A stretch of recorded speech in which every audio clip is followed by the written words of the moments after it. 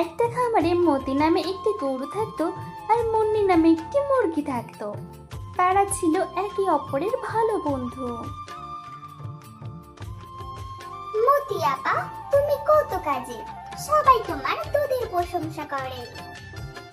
তোমার ডিমও তো খুব উপকারী মুন্নি, প্রতিদিন তো মালিক নিয়ে যায়।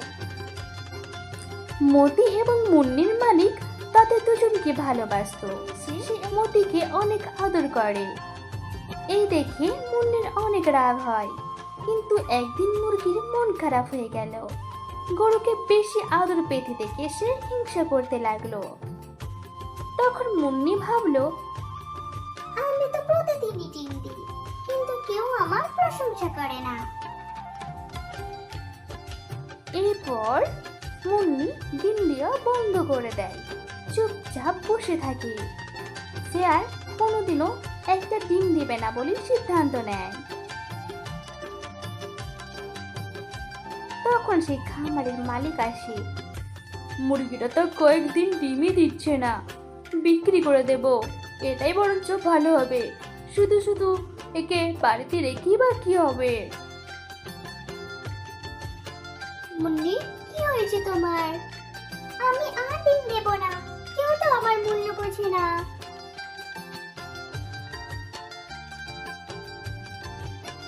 মুন্নি বুঝতে পারলো তার অহংকার ও লোভ তাকে বিপদে ফেলে দিয়েছে। মুন্নি তখন কাঁদছে আর বলে, আমি ভুল করেছি মতি আপা, আমাকে বাঁচাও।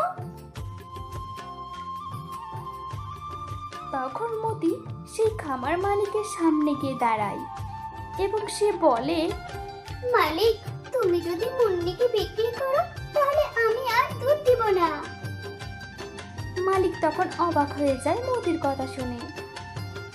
আচ্ছা আচ্ছা, ঠিক আছে, মুরগিটা থাকুক। এরপর মতি আর মুন্নি আবার সেই খামারের মধ্যে থাকে। মুন্নি তখন লজ্জিত হয়ে বলে, আমি ভুল বুঝেছিলাম, এখন থেকে নিজের কাজ মন দিয়ে করব।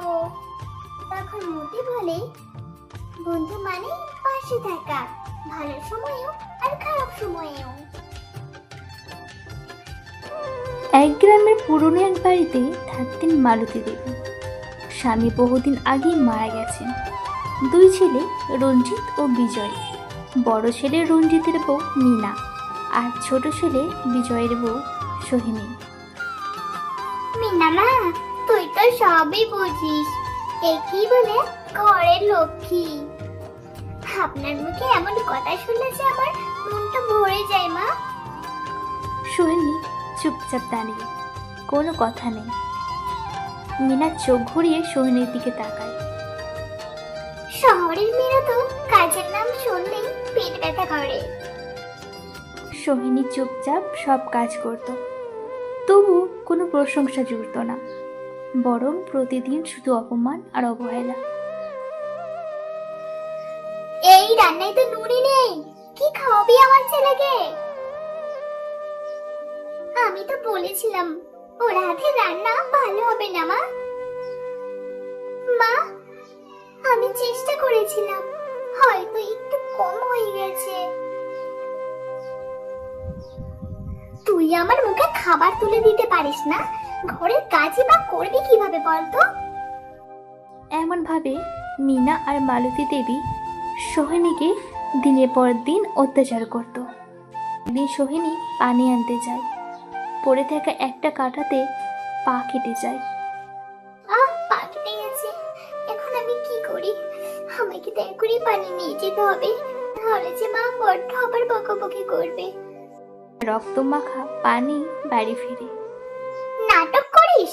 বাড়ির কাছ থেকে পালানোর নতুন কৌশল শিখেছিস তুই? সবই বুঝি, আমি বুঝি রে, আমার তো আর বয়সটা তোর মতো নেই বল। মিনা তখন ওর শাশুড়িকে বলে, ওসব শহরের বুদ্ধি মা, আপনি কি বুঝতে পারছেন না?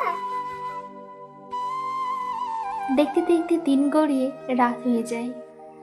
বিজয় কাজ থেকে বাড়ি ফিরে।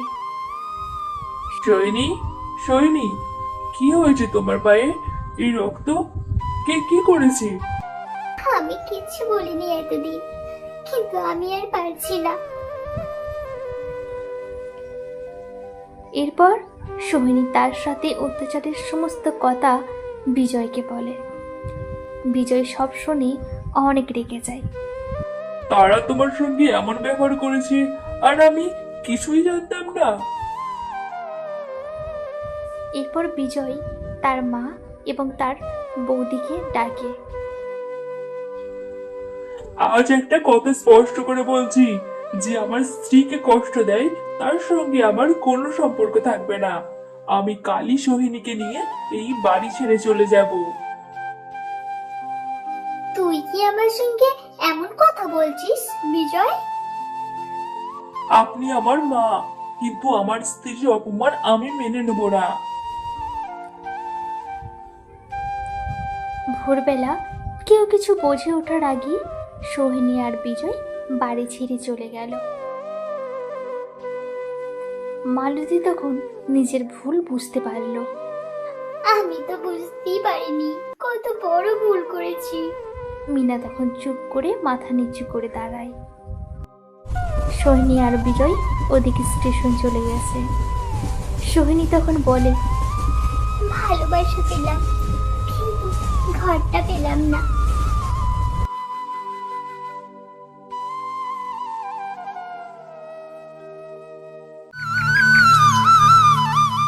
আজকের গল্পের নাম সোনার পাখির খোঁজ।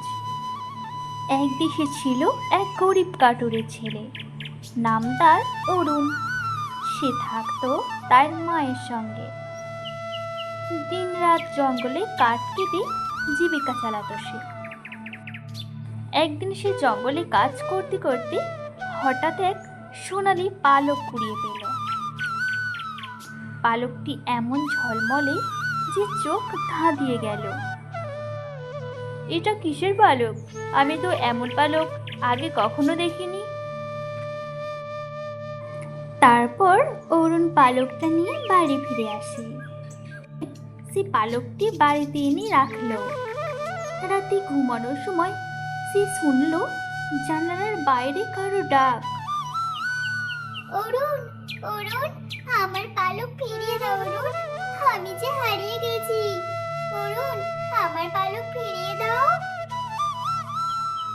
অরুণ তাড়াতাড়ি জানালার পাশে গিয়ে দেখলো এক সোনার পাখি, কিন্তু মুহূর্তেই পাখিটি উড়ে গেল গভীর জঙ্গলের দিকে। পরদিন অরুণ সিদ্ধান্ত নিল সে পাখিটাকে খুঁজে বের করবে। তাই সে সকাল সকাল হাঁটতে লাগলো। পেরিয়ে গেল পাহাড়, নদী, এক রহস্যময় জঙ্গল। সেখানে সে 3টি প্রাণীর সাহায্য করল। এক লজ্জাবতী হরিণ, এক জালে আটকে যাওয়া মাছ, আর এক অসুস্থ বাঁদরকে। তারা সবাই অরুণকে অনেক অনেক কৃতজ্ঞতা জানিয়ে বলল, তুমি বিপদে পড়লে দেখো, আমরা তোমার বন্ধু, আমরা তোমাকে সাহায্য করব। অবশেষে অরুণ পৌঁছালো এক গাছের নিচে, যেখানে পাথরের খাঁচায় বন্দি ছিল সেই সোনার পাখি। খাঁচার পাশে দাঁড়িয়ে এক ভয়ানক জাদুকর। সে বলল, এই পাখি আমার, কেউ চাইলে তাকে 3টি ধাঁধার উত্তর দিতে হবে। জাদুকর তখন 3টি ধাঁধা দিল। প্রথম ধাঁধা, ধাঁধা, যেটা ভাগলে তার শব্দ কেউ শুনতে পায় না, সেটা কি? অরুণ বলল, নীরবতা। 2 নম্বর ধাঁধা, যতই কাটো আরো বড় হয়, সেটা কি? গর্ত। 3 নম্বর ধাঁধা, বন্ধ চোখে যা দেখা যায়, সেটা কি? স্বপ্ন। জাদুকর তখন তো রেগে লাল। তখন সেই 3টি প্রাণী এসে জাদুকরের উপর ঝাঁপিয়ে পড়ল। জাদুকর পালিয়ে গেল। এরপর পাখি খাঁচা থেকে বেরিয়ে এসে বলল, তুমি আমার জীবন রক্ষা করেছো, এবার আমি তোমার জীবনের রূপ বদলে দেব। সেই পাখির জাদুতে অরণ্য আর তার মা পেল নতুন একটা ঘর, খাবার, সুখ আর শান্তি। আর অরুণ, সে এখন জঙ্গলের বন্ধুদের রক্ষা করে। সত্যিকারের নায়ক সে এখন।